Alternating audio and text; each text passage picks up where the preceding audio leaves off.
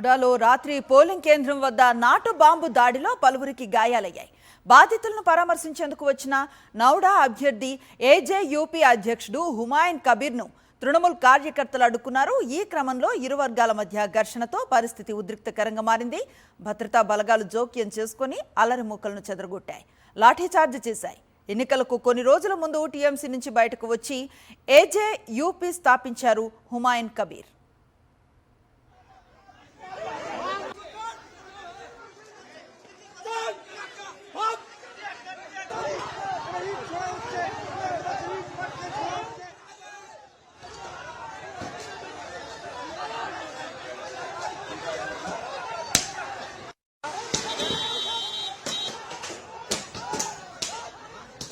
పశ్చిమ బెంగాల్ ముర్షిదాబాద్లో నెలకొన్న ఈ ఉద్రిక్త పరిస్థితికి సంబంధించి తాజా ఎన్నికల సరళి గురించి కంప్లీట్ డీటెయిల్స్ అందిస్తారు మా కరెస్పాండెంట్ వెంకటేష్. ఢిల్లీ నుంచి లైవ్లో అందుబాటులో ఉన్నారు. వెంకటేష్, చెప్పండి.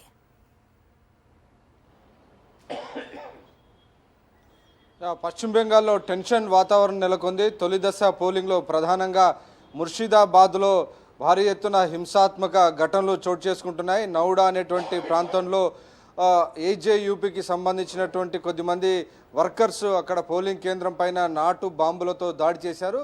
దాంతో అక్కడ ఒక్కసారిగా ఉద్రిక్త పరిస్థితి నెలకొంది. మొత్తం పరిస్థితి అంతా కూడా టెన్షన్గా ఉన్నటువంటి పరిస్థితి. క్లియర్గా భారీ ఎత్తున కేంద్ర బలగాలను రంగంలోకి దింపారు. పరిస్థితి అదుపులోకి తీసుకొచ్చేందుకు అవసరమైనటువంటి చర్యలను కేంద్ర బలగాలు తీసుకుంటున్నాయి. ప్రధానంగా అక్కడ ఉన్నటువంటి హుమాయూన్ కబీరే ఈ హింసాత్మక ఘటనలకు కేంద్ర బిందువుగా మారినటువంటి సందర్భం కనబడుతోంది. ఆయన ఇటు తృణమూల్ కాంగ్రెస్ పార్టీ వర్కర్స్కి మధ్య భారీ ఎత్తున గొడవ జరిగింది. పరస్పరం ఒకరిపైన ఒకరు రాళ్లు రువ్వుకున్నారు. దాంతో పరిస్థితి చేయి దాటేటువంటి సిచ్యువేషన్ నెలకొంది. దాంతో రంగంలోకి దిగినటువంటి కేంద్ర పోలీస్ బలగాలు పరిస్థితిని మళ్ళీ అదుపులోకి తెచ్చేందుకు అవసరమైనటువంటి ప్రయత్నాలు చేస్తున్నాయి. రెండు వర్గాలు కూడా గొడవలు కొనసాగిస్తున్నటువంటి నేపథ్యంలో లాఠీ చార్జ్ కూడా చేసి రెండు వర్గాలను కూడా చెదరగొట్టేటువంటి ప్రయత్నాన్ని కొనసాగిస్తున్నారు.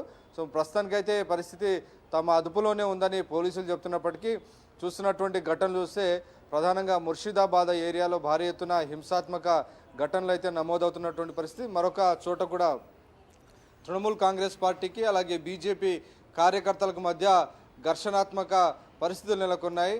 ప్రధానంగా ఓటర్లను బెదిరించేటువంటి ప్రయత్నం చేస్తున్నారు. పోలింగ్ కేంద్రాలకు రాకుండా వారిని అడ్డుకుంటున్నారు అనేది ప్రధానంగా పార్టీలు ఒకరిపైన ఒకరు ప్రత్యారోపణలు చేసుకుంటున్నటువంటి పరిస్థితి. తృణమూల్ కాంగ్రెస్ పార్టీ కార్యకర్తలు తమ ఓటర్లను బయటికి రానియకుండా అడ్డుకుంటున్నారు, బెదిరిస్తున్నారని బీజేపీ ఒకవైపు ఆరోపిస్తుంటే ఇటు తృణమూల్ కాంగ్రెస్ పార్టీ వైపు కూడా అదే రకమైనటువంటి ఆరోపణలు చేస్తుంది. సో మొత్తానికి 4 గంటల వరకు తొలి 4 గంటల్లో కొంత ప్రశాంతంగా కొనసాగినప్పటికీ ఆ తర్వాత నుంచి హింసాత్మక ఘటనలు చెలరేగుతున్నటువంటి దృశ్యాలు మనకు కనబడుతున్నాయి. ఈ హుమాయూన్ కబీర్ సంబంధించినటువంటి వర్గం సృష్టిస్తున్నటువంటి ఈ దాడుల కారణంగా ఈ రకమైనటువంటి హింసాత్మక ఘటనలు జరుగుతున్నాయని అక్కడ స్థానికంగా ఉన్నటువంటి వారు విశ్లేషిస్తున్నటువంటి పరిస్థితి. సో మొత్తానికి హుమాయూన్ కబీర్ ఎక్కడైతే పోలింగ్ కేంద్రం వద్ద జరిగినటువంటి దాడిలో గాయపడినటువంటి వారిని పరామర్శించేందుకు వచ్చిన సందర్భంలో తృణమూల్ కాంగ్రెస్ పార్టీ కార్యకర్తలకు ఏజేయూపీ కార్యకర్తలకు మధ్యలో గొడవ చెలరేగి అది భారీ ఎత్తున హింసాత్మక ఘటనలకు దారితీసి పరస్పరం రాళ్లు రువ్వుకున్నారు. దాంతో పోలీసులు లాఠీ చార్జీకి దిగినటువంటి సందర్భం మనం చూస్తున్నాం. సో మొత్తానికి ఈ ప్రాంతంలో ముర్షిదాబాద్ అనేది చాలా వోలటైల్, చాలా సున్నితమైనటువంటి ప్రాంతం. ఈ ప్రాంతంలో హింసాత్మక ఘటనలు వాటిని మళ్ళీ దారిలోకి తీసుకురావడం పోలీసులకు ఒక ఛాలెంజ్గా మారినటువంటి పరిస్థితి. ఇంకోవైపు పశ్చిమ బెంగాల్ అంతటా కూడా 16 జిల్లా లోపల ఉన్నటువంటి 152 అసెంబ్లీ నియోజకవర్గాల్లో పోలింగ్ చాలా ముమ్మరంగా కొనసాగుతుంది. కేవలం 4 గంటల్లోనే 41% పోలింగ్ నమోదైందంటే ఓటర్లు చాలా పెద్ద ఎత్తున ఉదయం వేళలోనే తమ ఓటు హక్కు వినియోగించుకునేందుకు భారీ ఎత్తున పోలింగ్ కేంద్రాలకు తరలి వచ్చారు. సో 12 దాటిందంటే భారీ ఎత్తున ఎండ వేడిమి ఎక్కువగా ఉంటుంది. సో ఆ నేపథ్యంలో ఎండ కంటే ముందు తమ ఓటు హక్కు వినియోగించుకోవాలని తెల్లవారుజామున సమయంలోనే 7 నుంచి 11 గంటల మధ్యలోనే 41% పోలింగ్ పూర్తయినటువంటి సిచ్యువేషన్ మనకు కనబడుతుంది. సో గత ఎన్నికల్లో చూస్తే 82% పోలింగు వెస్ట్ బెంగాల్లో నమోదైంది. ఈసారి ఆ రికార్డును మళ్ళీ ఓటర్లు బద్దలు కొడతారా అన్నది మనం వేచి చూడాల్సి ఉంది. ఈసారి 82ను మించి పోలింగ్ నమోదయ్యేటువంటి అవకాశం కనబడుతుంది. కేవలం 4 గంటల్లోనే 41% క్రాస్ అయిపోయింది. సో ఖచ్చితంగా గత రికార్డును బద్దలు కొట్టే దిశగా పశ్చిమ బెంగాల్లో ఓటరు చైతన్యం ఒళ్ళు విరుస్తున్నటువంటి పరిస్థితి మనకు కనబడుతుంది. ఇంకోవైపు ఇటు ఎస్ఐఆర్ ద్వారా జరిగినటువంటి ఓటర్ల తొలగింపు ప్రక్రియతో కూడా వచ్చేటువంటి అవుట్కమ్ పైన తీవ్రమైనటువంటి ప్రభావం కనబడేటువంటి అవకాశాలు స్పష్టంగా కనబడుతున్నాయి.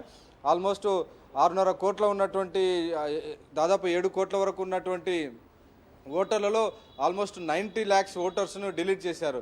ఎస్ఐఆర్ కారణంగా చాలామందిని తొలగించారు. సో దీని కారణంగా డెఫినెట్గా వచ్చేటువంటి అవుట్కమ్ కూడా చాలా స్లైట్ మెజారిటీతోనే ఈ పార్టీల యొక్క జయాపజయాలన్నీ కూడా ఆధారపడి ఉన్నటువంటి పరిస్థితి మనకు కనబడుతుంది. సో మొత్తానికైతే ఇంకా సాయంత్రం 6 గంటల వరకు కూడా పోలింగ్ కొనసాగబోతుంది. సో ఇంకా ఆ పరిస్థితి 6 గంటల వరకు కూడా భద్రతా బలగాలంతా అప్రమత్తంగా ఉండి పోలింగ్ను ప్రశాంతంగా కొనసాగించేందుకు అవసరమైనటువంటి చర్యలు కొనసాగిస్తున్నారు. Right, thank you Venkatesh.